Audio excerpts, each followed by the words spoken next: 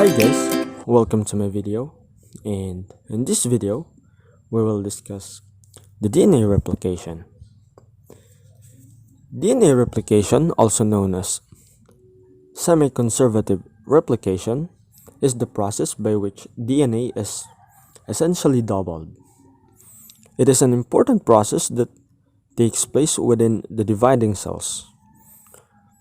In this video, we will look briefly at the structure of DNA, at the precise steps involvement in replicating DNA, which is the initiation, elongation, and termination. So let's move on to DNA structure. DNA is made up of millions of nucleotides. Millions. These are molecules composed of deoxyribose sugar with a phosphate and a base or nucleobase attached to it.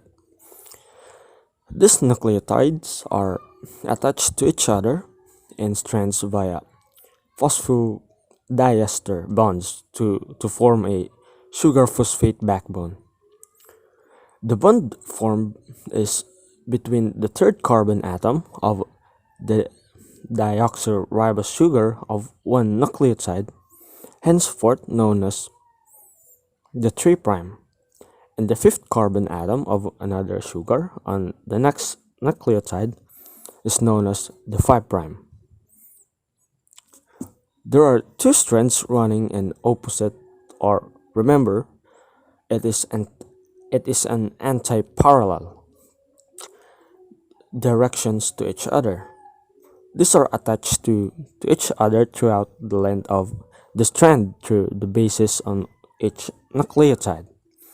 There are 4 different bases associated with DNA: the cytosine, guanine, adenine, and thymine.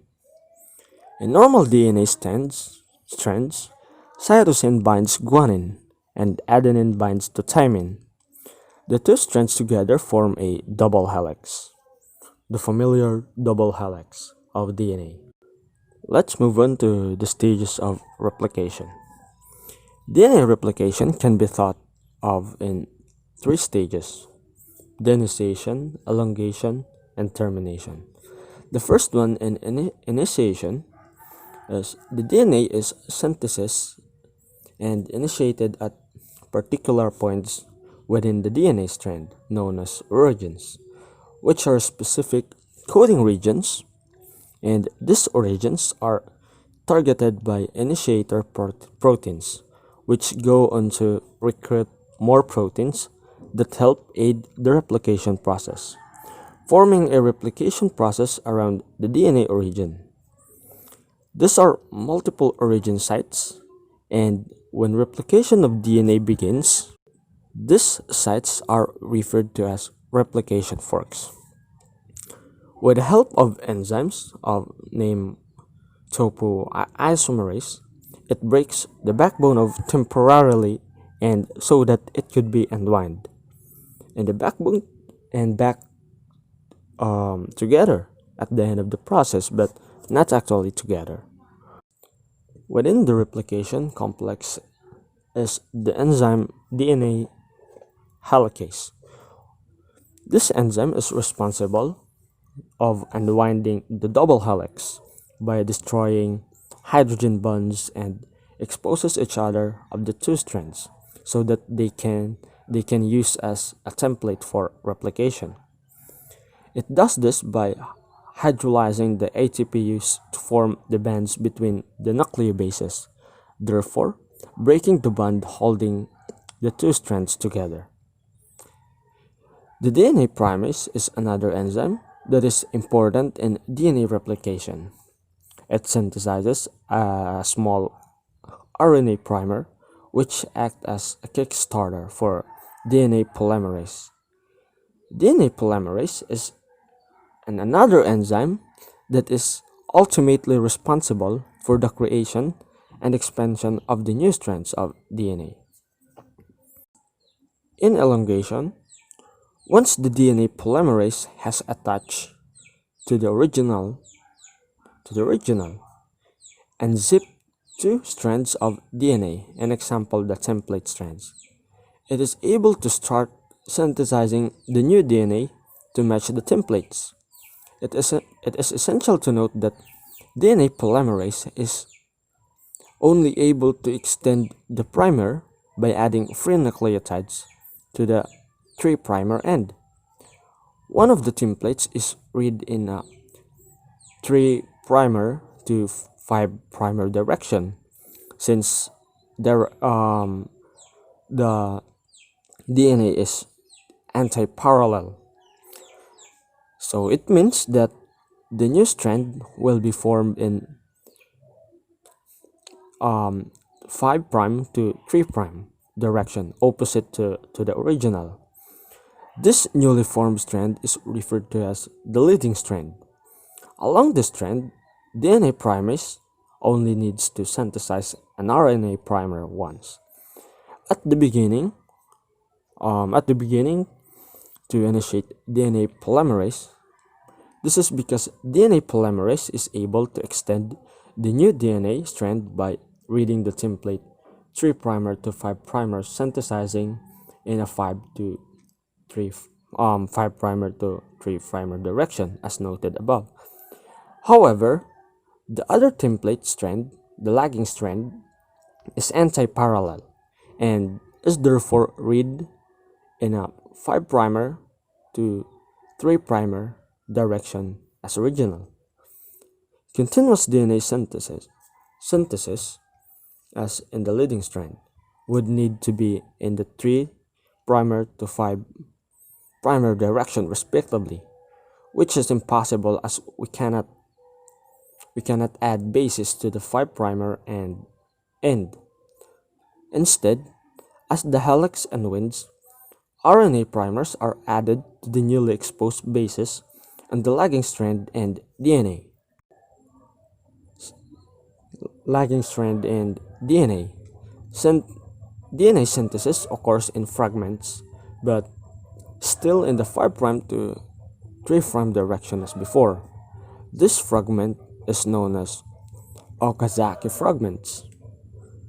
In termination, the process of expanding the new DNA strands continues until there is either no more DNA template left to replicate, an example the end of the chromosomes, or two replication forks meet and subsequently terminate.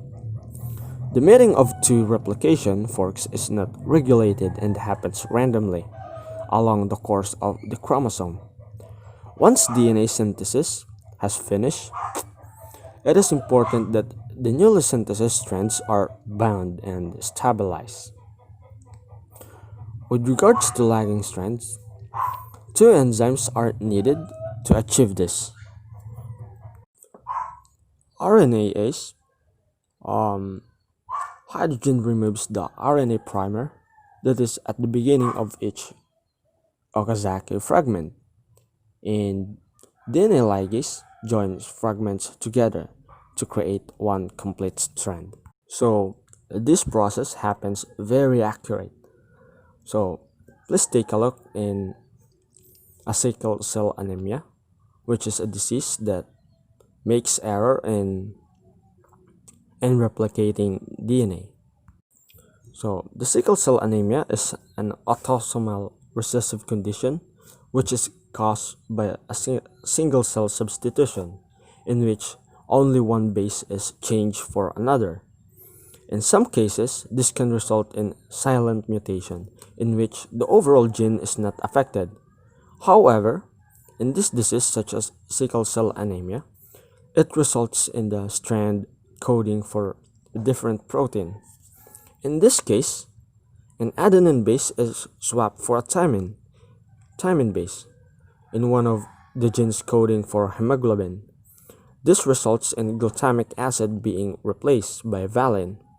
When this is being transcribed into polypeptide chain, the properties it possesses are radically changed as glutamic acid is hydrophilic, whereas valine is hydrophobic or water-fearing.